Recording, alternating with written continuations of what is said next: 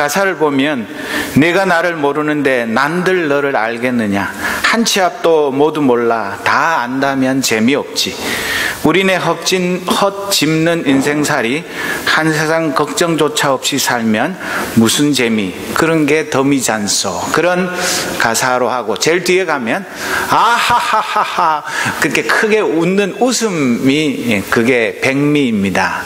원래 이 노래는 작사가 양인자 씨가 인도 여행을 하면서 타타타라는 산스크리트어가 그래 그거야 그런 뜻인 것을 알고 영감을 얻어서 작사를 했는데, 남편 작곡가 김희갑 씨가 작곡을 해서 원래는 조용필 씨한테 이 노래를 주었는데 뒤에 아하하 웃는 거 그거 못하겠다 그래가지고 엉뚱한 김국환 씨한테 이 곡이 갔는데 전혀 히트를 못 치고 있다가 그 김수현 씨의 드라마에 이 곡이 삽입되면서 졸지에 히트곡이 되어서 김국환의 인생도 바뀌게 되었습니다. 그런데 이 노래는 굉장히 허무합니다. 그 노래 가사도 그렇지만 네가 나를 모르는데 난들 너를 알겠냐, 그리고 한 치 앞도 모르는 인생살이 우리 인생 살아봐야 별거 없다. 그래서 살아보면 잘 산다고 똑똑하다고 살았지만 헛짚는 인생살이라서 한 세상 걱정조차 없이 살면 무슨 재미로 사냐. 그러니까 근심걱정도 우리 인생의 덤으로 알고 그냥 그렇게 사는 거야. 그렇게 노래를 하고 있습니다. 여러분들은 어떻게 생각하십니까? 우리의 인생이 그냥 그렇고 그런 인생입니까? 그냥 살다 보면 헛다리도 짚고 자빠지기도 하고 또 구렁텅이에 빠지기도 하고 그런 식으로 살다가 그냥 허무하게 이 세상을 마감하는 그런 존재들입니까? 우리는 그렇지 않습니다. 우리 크리스찬들은 결단코 헛짚는 인생살이를 살도록 하나님이 내버려 두시지 않으십니다.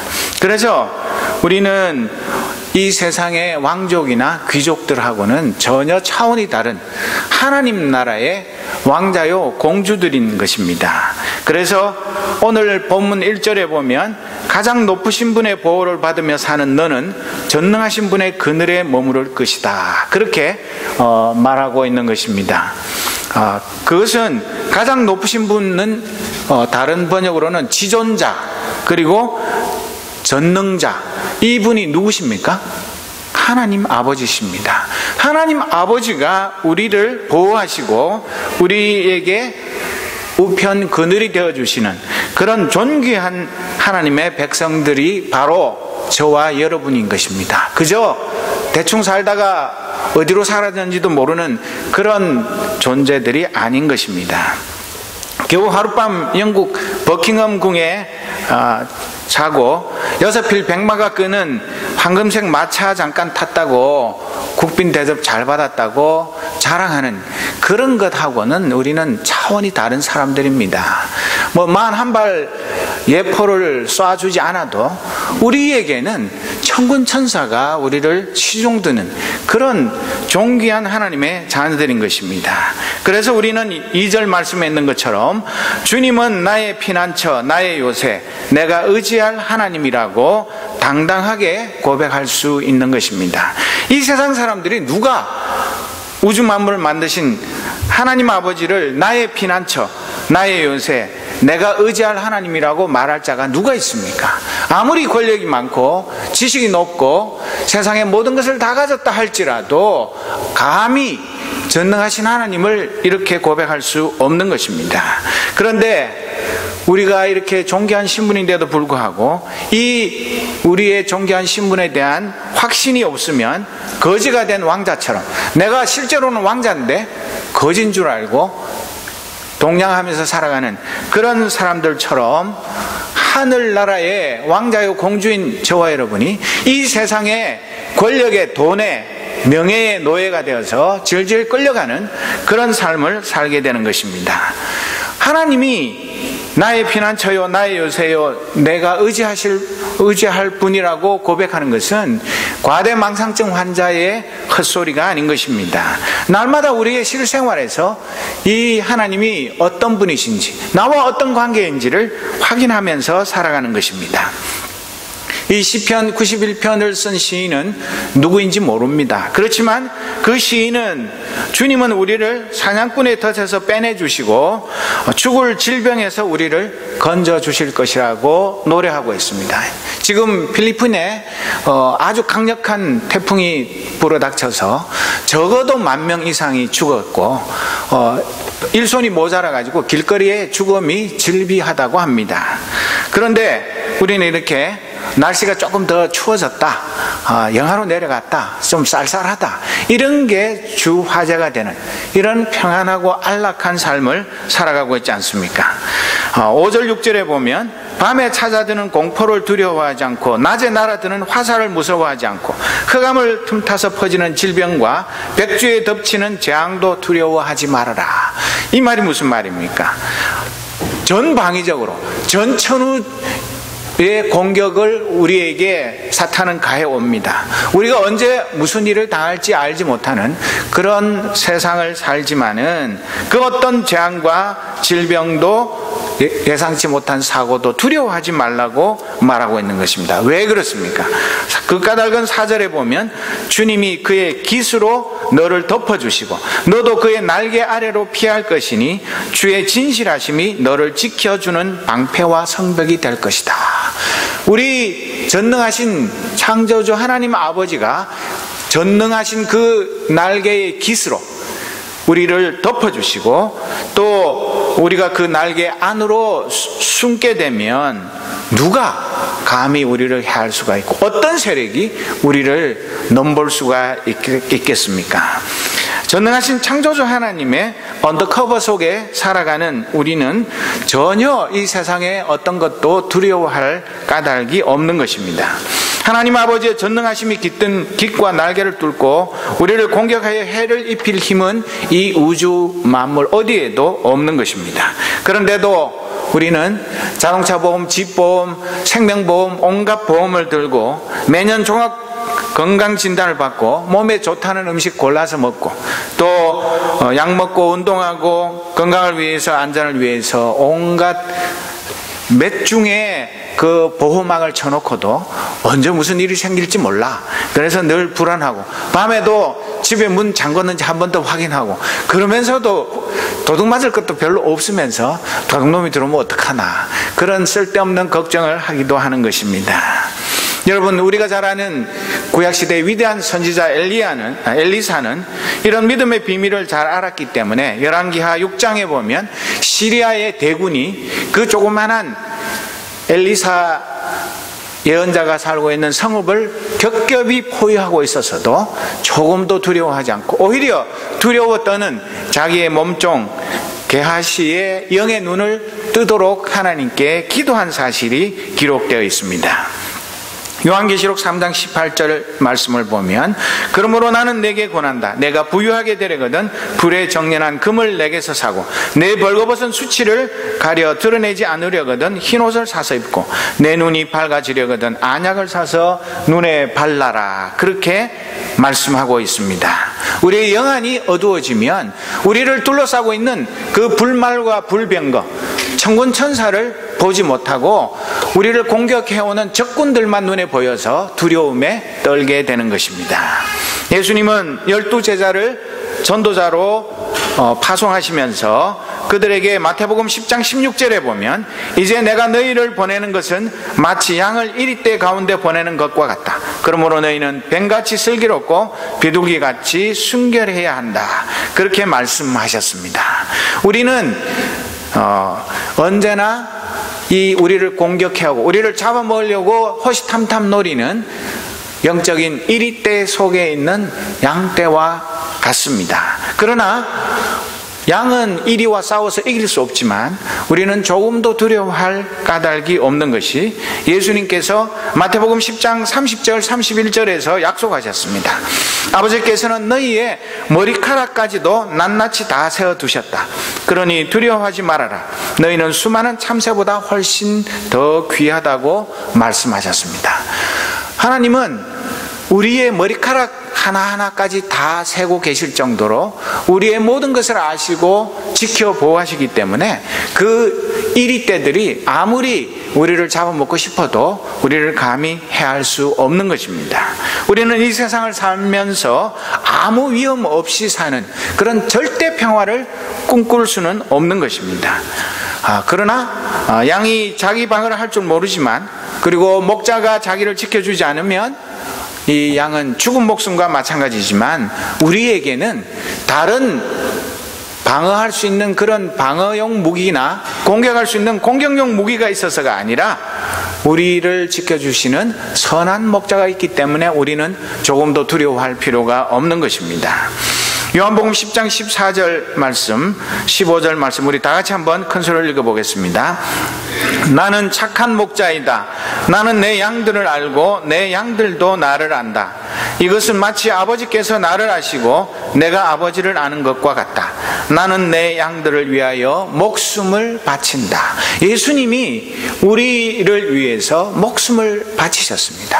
그렇게 우리를 사랑하셨기 때문에 감히 이리떼들이 우리를 집어삼킬 수 없는 것입니다. 그런데도 우리는 예수님은 선한 목자는 눈에 안 보이고 우리를 잡아먹으려고 노리고 있는 이리떼만 보면서 두려워 떨는 그런 가련한 양과 같을 때가 얼마나 많은지 모르는 것입니다.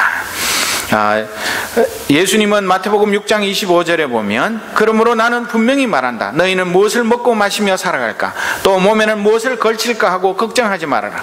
목숨이 음식보다 소중하지 않느냐? 또 몸이 옷보다 소중하지 않느냐? 그러므로 내일 일은 걱정하지 말아라. 내일 걱정은 내일에 맡겨라. 하루의 괴로움은 그날에 겪는 것만으로 족하다. 그렇게 말씀하셨는데, 그래도 은행 통장에 잔고가 얼마 남았는가? 지금 마이너스가 얼마인가? 크레딧 카드 빚을 이거 언제 다 갚나?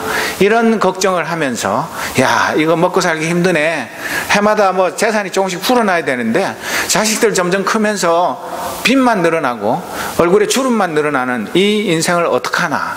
이런 근심 걱정에 사로잡혀서 하나님이 나에게 날마다 공급하시는 신령한 양식은 눈에 들어오지 않을 때가 많은 것입니다. 우리는 지금 떠나 살지만 내 조국 대한민국은 두레를 비롯한 마을 공동체가 다 무너져 내려서 외톨이 사회가 된 지가 이미 오래입니다.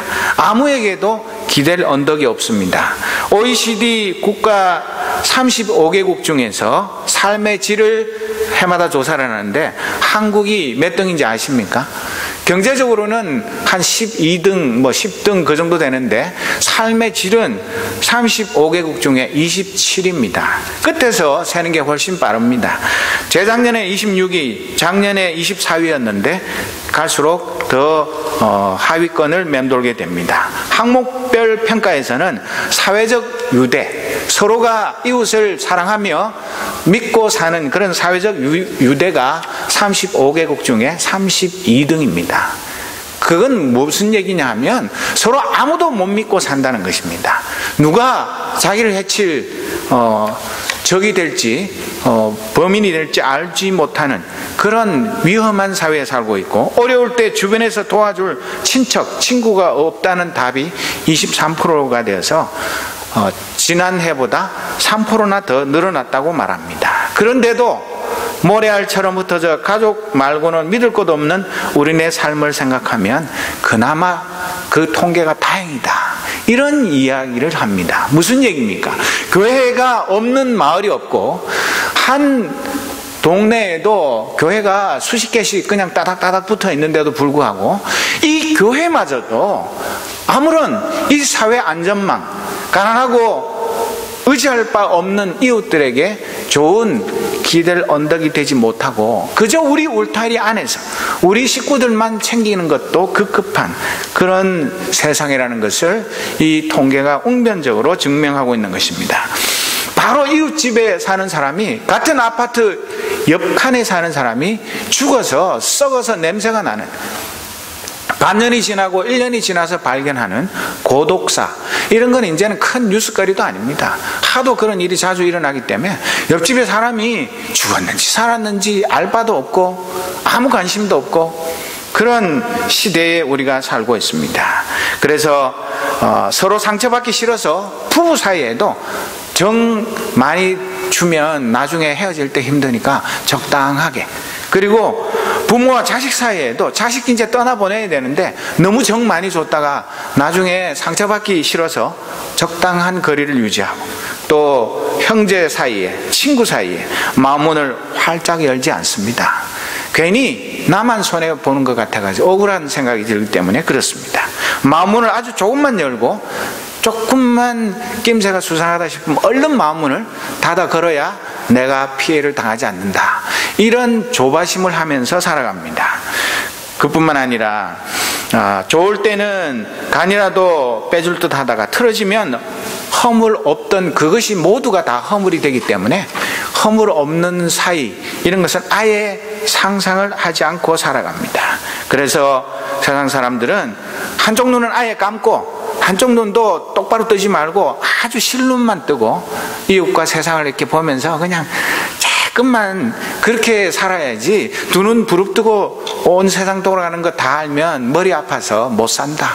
그러지 말아라. 그렇게 권면하는 것입니다. 웰다잉을 노래하면서, 그러려면 웰빙을 해야 하는데 평소에 어떻게 사느냐가 어떻게 잘 죽을 수 있느냐를 결정하는 것인데, 우리가 잘 사는 게 무엇입니까? 잘 먹고 잘 입고 좋은 집에서 좋은 차 타는 것이 잘 사는 것입니까? 그것이 아니라 이웃 사람들끼리 허물 없이 문 잠그지 않고도 도둑 맞을 염려 없이 살고, 서로 있는 거 별거 아니라도 나누어 먹고 서로가 서로를 챙겨주는 그런 세상이 좋은 세상인데, 적어도 우리 교회 식구들 사이에도 내가 내 집도 오픈하고 내 마음도 활짝 열어놨다가 나중에 저 사람이 나를 배신하면 내 온갖 시시콜콜한 거 다 동네방네 떠들 거니까 그런 꼴 보기 싫으니까 아주 공식적인 관계, 구역 예배를 하더라도 우리 집에 오더라도 아주 제한된 부분만 보여주고 내 마음도 활짝 여는 것이 아니라 조금만, 그런 식으로 우리는 내 자기 방어하는 일에 급급한 그런 삶을 살아가고 있습니다. 그러나 사랑하는 믿음의 형제 자매 여러분, 우리는 그러지 맙시다. 설사 내가 나의 모든 것을 다 이웃에게, 우리 믿음의 형제 자매에게 열어 보였다가 배신을 당해서 내 가슴에 비수가 꽂히는 한이 있어도 그것은 내 탓이 아니기 때문에 내가 손해보고 내가 오해를 받고 내가 억울한 일을 당하는 한이 있어도 나의 모든 것을 아낌없이 내어주는 그런 삶을 사는 것, 그것이 우리가 주님의 자녀된 마땅한 도리인 것입니다. 우리 삶에 있어서 가장 중요한 것은 은행 잔고가 아닙니다. 우리 삶에 가장 중요한 것은 내가 안전하다는 것, 안전한 느낌을 가지고 사는 것입니다. 내가 충분하게 안전하게 보호받고 있다는 마음, 그래서 안심하고 사는 것, 이것이 중요합니다. 그런데 한국 사회에서는 지난해 연말부터 전국적으로 안심 귀가 서비스라는 것을 시작했습니다. 여러분 아십니까? 안심 귀가 서비스 받아보셨습니까? 그 앱도 다 개발이 돼가지고 스마트폰으로 다 내려받을 수 있고, 그래서 아이들이 아침에 등교하고 하교하는 거, 심야학습하고 집에 올 때, 직장인들이 늦은 시간에 혼자 집으로 귀가할 때, 택시를 타도 그 안심귀가 앱을 받으면 그걸 작동만 하면 가족들이 내가 지금 택시 타고 어느 쪽에서 얼마나 다가오고 있는지를 다 실시간으로 생중계를 해줍니다. 그만큼 한국 사회가 불안하고 언제 무슨 일이 벌어질지 모르는 그런 세상이라는 것을 반대로 증명해주는 그런 가슴 아픈 현실인 것입니다. 그렇게 해도 언제 무슨 사고가 날지 모르는 그런 세상에 우리가 살고 있습니다. 그러나 오늘 말씀 7절에 보면 내 왼쪽에서 1000명이 넘어지고 내 오른쪽에서 10,000명이 쓰러져도 내게는 재앙이 다가가지 못할 것이다. 이렇게 시인은 노래하고 있습니다. 여러분 오해하지 마십시오. 이 말씀 자체가 우리를 지켜주는 무슨 부적이 아닙니다. 우리라고 해서 이 세상 살면서 교통사고도 한 번 안 당하고 도둑도 안 맞고 뭐 강도도 안 당하고 아무 사건 사고 없이 안전하게 살아간다, 그런 뜻은 아닙니다. 정말 이 말씀이 그렇게 말한다면 거짓말 아닙니까? 하나님의 백성들도 사고도 당하고 뜻밖의 많은 일들을 겪습니다. 그런데 이 말씀은 무엇을 말하는 것입니까? 그런 이 세상 사람들이 볼 때는 하나님을 믿는다는데 너희들도 왜 우리와 똑같이 사고도 당하고 쏟기도 하고 보이스피싱 같은 것도 당하고 왜 그런 멍청한 짓을 당하냐? 너희 하나님 졸지도 주무시지도 않으신다며. 그런데 왜 너희들은 왜 안 지켜주시는 거야?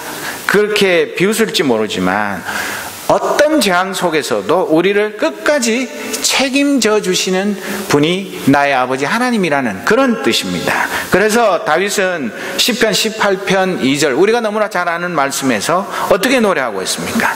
주님은 나의 반석, 나의 요새, 나를 건지시는 분, 나의 하나님은 나의 반석, 내가 피할 바위, 나의 방패, 나의 구원의 뿔, 나의 산성이라고 노래하고 있습니다. 정말 여러분 그렇다고 믿으십니까?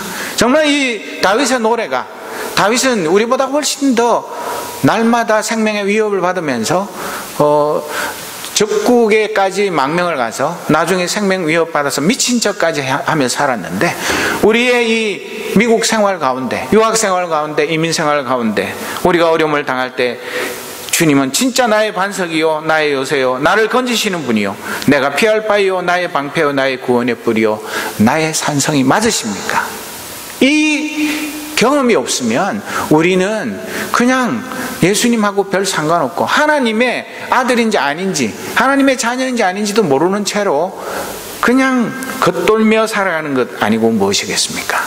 여러분, 성경에는 다양한 여러 가지 많은 일들이 기록되어 있지만 다니엘의 세 친구들은 평소보다 7배나 더 뜨겁게 만드는 풀무불 속에 던져졌지만, 던지는 사람이 불에 타 죽었지만 그들의 머리카락 하나 상하지 않고 하나님께서 지켜보호하셨습니다. 다니엘은 그 굶주린 사자들이 울거리는 사자굴에 던져졌지만 그의 몸에 기스 하나 나지 않게 하나님이 지켜보호하셨습니다.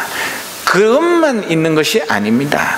또 충성된 스데반이 돌에 맞아 순교할 때 어떤 일이 벌어졌습니까? 하늘문을 여시고 하나님의 영광을 보여주시고 예수님이 하나님 오른쪽에 서 계신 것을 보여주셨습니다. 그러나 천사가 나타나서 그 스데반을 향해서 던지는 그 돌을 다 막아주지는 않았습니다.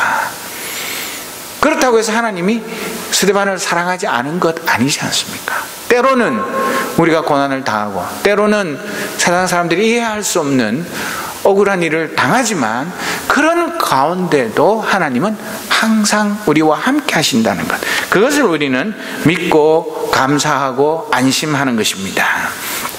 예수님을 위해서 예수님과 함께 당하는 고난은 하늘의 상급이 있습니다.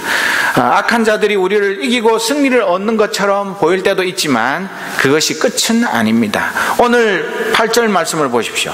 오직 너는 눈으로 자세히 볼 것이니 악인들이 보응을 받는 것을 보게 될 것이다.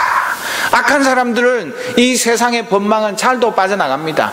오히려 더 큰 악을 저지른 사람이 대통령도 되고 장관도 되고 높은 자리에 앉습니다. 그래가지고 그 법을 자기를 지키고 자기 편을 위해서 마음대로 휘두르는 그런 일들이 얼마나 많습니까? 그러나 이 세상 법이 심판 못해도 하나님께서 그 악한 사람들을 다 심판하시는 것입니다.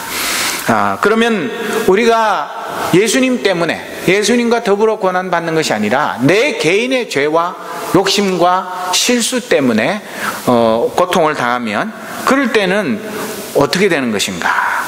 물론 우리가 하나님의 말씀을 고의로 어기고 죄를 짓게 되면 반드시 그 죄의 대가를 치르게 되어 있습니다. 하나님은 내가 죄를 지었는데도 안 지은 것처럼 그렇게 눈 감아 주시는 그런 분은 절대로 아니십니다. 그 죄의 대가는 반드시 치러야 되지만 회개하고 용서하고 주님의 품으로 돌아오면 더 큰 은혜를 누리면서 살아가게 해 주십니다. 이 세상에는 삼진 아웃, 3번 범죄를 저지르면 스트라이크 아웃 해가지고 화학적 거세를 하느니 온갖 얘기를 다 하지만 하나님은 3번 똑같은 죄를 지었다고 너는 지금부터 내 아들 내 딸 아니야, 그렇게 말씀하시는 분은 아닙니다.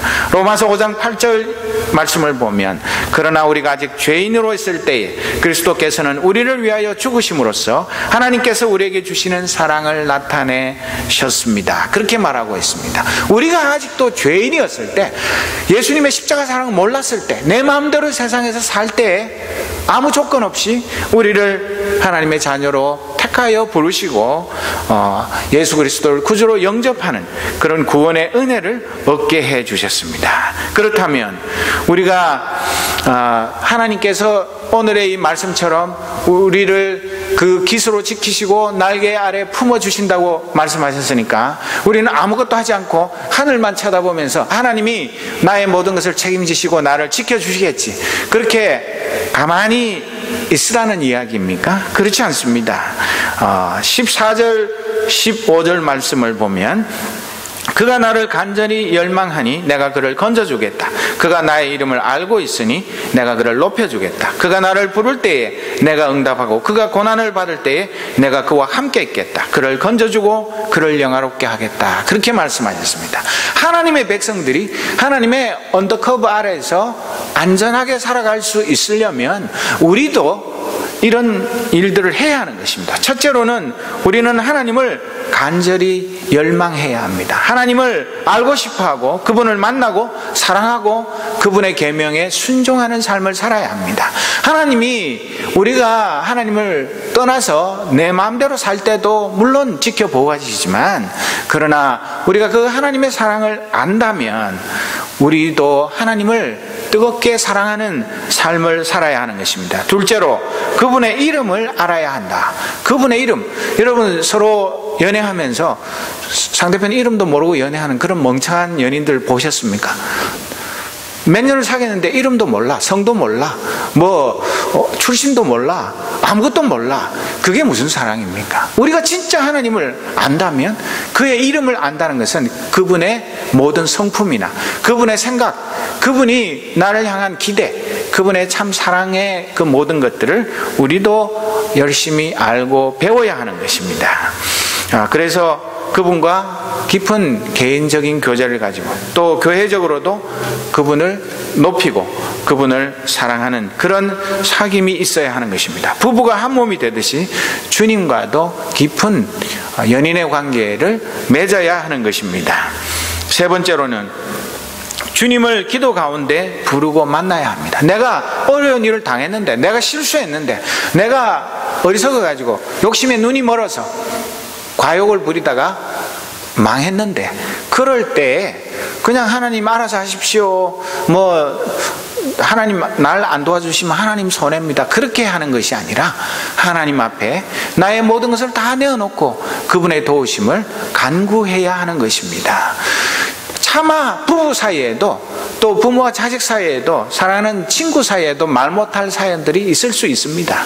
그럴 때에 우리는 왜 부부에게도 말 못합니까? 내가 내 진심을 다 털어놔도 그게 100% 상대편에게 잘 전달 안 되고 잘못 말했다가는 오해만 커지기 때문에 섣불리 말을 못 꺼낼 때가 있는 것입니다. 그러나 하나님은 우리 입술의 혀의 모든 말을 우리가 말하기 전부터 다 아신다고 하셨습니다. 우리가 잘못 아뢰어도 우리의 마음속에 있는 그 기도가 무엇인지를 다 알고 계십니다. 그 전능하신 하나님 앞에 우리의 부끄러운 모습, 우리의 실수한 모습, 우리의 가진 그 모든 것들, 우리의 죄의 실상들을 다 내어놓고 부르짖을 때 주님께서 우리의 그 모든 기도를 들으시고 우리의 눈에 눈물을 씻기시고 우리를 회복시켜 주시는 은혜를 베푸시는 것입니다. 네 번째로 우리 삶의 고난의 현장에서 그분을 만나고 건져주시고 영화롭게 하시는 은혜를 누리며 살아야 합니다. 여러분, 만약에 내가 대통령 아들인데 어디 가다가 어떤 사고를 당했거나 억울하게 잡혀 있다면 가만히 있겠습니까? 어떤 식으로든 연락이 돼가지고 내 신분이 밝혀지고 내 억울한 것을 다 해결해 줄 것입니다. 설사 내가 심각한 잘못을 범했다 할지라도 최대한 공정하게 그 문제를 신속하게 해결해 주는 그런 방법을 찾게 될 것입니다. 하물며 하나님의 아들, 딸 된 저와 여러분이 고난 속에 있을 때 우리 주님이 친히 찾아오셔서 우리가 잘 부르는 찬양처럼 나의 작은 신음에도 응답하시는 그 전능하신 하나님 아버지가 우리의 고난을 모른 척하고 귀가 어두워서 손이 짧아서 우리를 돕지 못하시는 것이 아닌 것입니다. 그렇기 때문에 우리는 그 고난의 현장에서 하나님 앞에 부르짖고 그분 앞에 엎드리면 그분은 우리에게 찾아오셔서 오늘 읽지는 않았지만 천사를 보내서 우리가 발이 돌부리에 걸려서 넘어지지 않도록 우리를 지켜 보호하시는 그런 사랑의 아버지이신 것을 우리는 체험하며 하나님 앞에 감사를 드리는 것입니다. 욥에게 하신 것처럼 이 시편 91편의 결론은 무엇이냐면 나는 그가 마음껏 오래 살게 하고 내 구원을 그에게 보여주겠다. 우리가 인생을 살아가면서 움푹짐푹하게 하나님께 충성을 다하고 열심히 살 때도 있지만 하나님 품을 떠나서 내 마음대로 이 세상에 가서 꼭 탕자와 같이 쥐업 열매도 마음대로 못 먹고 비참한 인생을 살 때도 있지만 어떤 상황 속에서도 하나님은 늘 나와 함께 하시고 나를 붙드시고 나를 회복시키셔서 하나님의 자녀로서 품위 있게 살아가게 하시고 나는 그가 마음껏 오래 살게 하고 내 구원을 그에게 보여주겠다고 하신 이 약속의 말씀이 우리의 삶 속에서도 분명히 이루어질 것을 믿는 것입니다. 이런 행복을 누리며 살도록 우리 주님이 내 대신 십자가에서 고난을 당하셨습니다. 그런데 왜 내 고난은 끝나지 않고 아직도 현재 진행형인가? 남들은 다 나보다 더 예수 잘 안 믿고 대충 사는 것 같은데 하나님이 큰 은혜 베푸셨는데 나는 내 나름으로 열심히 신앙생활을 하고 살았는데 왜 나는 아직도 이 인생의 진창에서 헤어나지를 못하고 이렇게 힘들게 괴롭게 살아야 하는가? 그렇게 하나님 앞에 불평하고 원망할 수 있습니다. 그러나 조금만 더 참고 기다리며 하나님의 그 정하신 때를 우리는 기다려야 하는 것입니다. 그분의 영원하고 한없는 사랑이 나에게도 틀림없이 임할 것을 믿는 믿음으로 소망 가운데 주님을 바라보아야 하는 것입니다. 우리가 흔히 말하는 게 사는 게 전쟁이라고 말합니다. 맞습니다. 하루하루가 전쟁 아닌 날이 있습니까? 정말 살기가 힘듭니다. 그렇지만 우리는 외롭지도 않고 힘들지도 않은 것이 전쟁터에서도 피난처가 있고 요새가 있고 의지할 사람이 있으면 안전한 것입니다. 제가 최전방에서 군대 생활하면서도 전쟁이 일어나지도 않았는데 늘 봄부터 가을까지는 교통오라 그래가지고 그 전쟁 나면은 숨어서 총 쏠 수 있는 그거 보수 작업하고 벙커 만들고 그런 거 하면서 등이 다 까지고 그 시멘트 포대 나르고 나무 잘라가지고 완전히 몸으로 때우는 공사를 하면서 그때는 힘들고 고통스러웠지만 만약에 그렇게 해놓지 않고 전쟁이 벌어지면 그때는 그냥 허벌판에서 총알바지가 되어야 하는 것입니다. 그와 마찬가지로 우리가 이 세상을 살면서 아무 고통도 고난도 질병도 사고도 없기를 바랄 수는 없지만 그러나 우리에게는 든든한 배경이 있고 믿을 만한 요새와 반석이 있기 때문에 우리는 두려워하지 않을 수 있는 것입니다. 우리가 늘 외로울 때 이사야 43장 1절 이하에 있는 말씀을 생각하면서 하나님께서 이 약속을 이사야 선지자를 통해서 오고 오는 모든 시대에 하나님의 백성들에게 주신 동일한 약속인 것을 믿으며 위로를 얻는 것입니다. 내가 너를 속량하였으니 두려워하지 말아라. 내가 너를 지명하여 불렀으니 너는 나의 것이다. 내가 물 가운데로 건너갈 때에 내가 너와 함께하고 내가 강을 건널 때에도 물이 너를 침몰시키지 못할 것이다. 내가 불 속을 걸어가도 그을리지 않을 것이며 불꽃이 너를 태우지 못할 것이다. 나는 주 너의 하나님이다. 이스라엘의 거룩한 하나님이다. 너의 구원자다. 이렇게 말씀하셨습니다.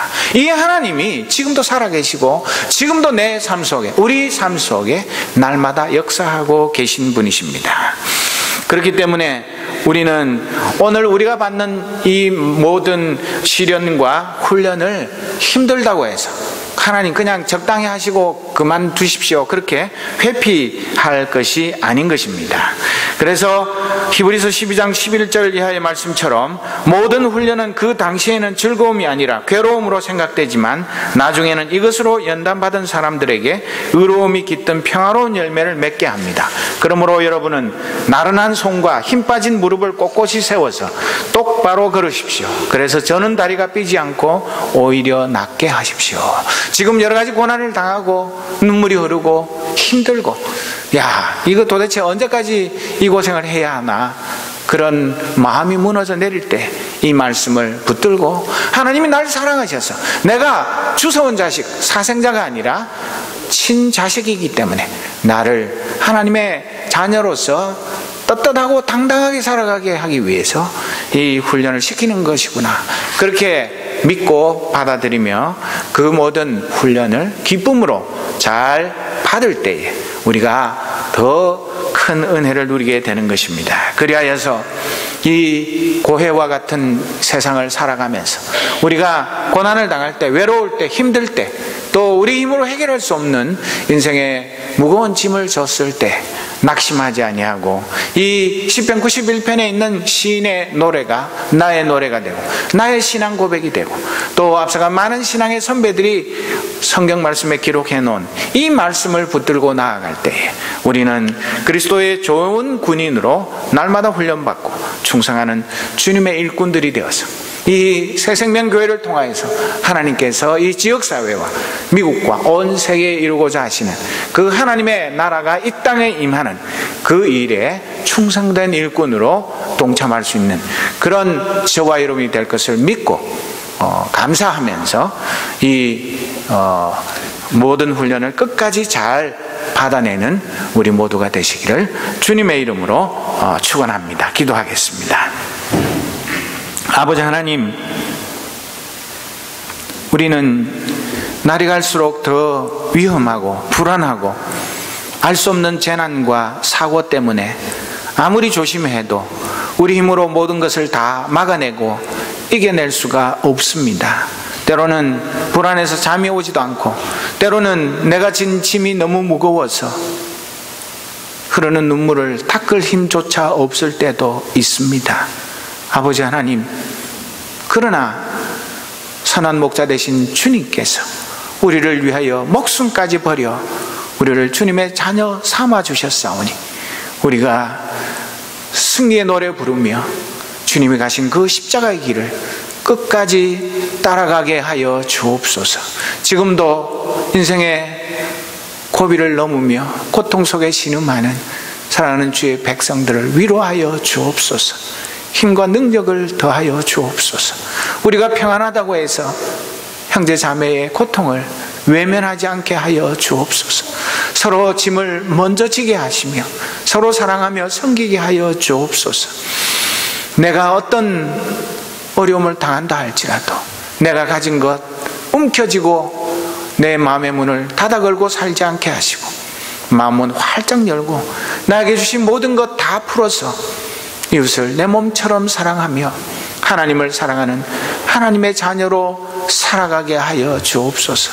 이 슬픔 많고 고통 많은 세상에서 천국의 기쁨을 맛보며 사는 거룩한 하나님의 백성들로 살아가게 하여 주옵소서.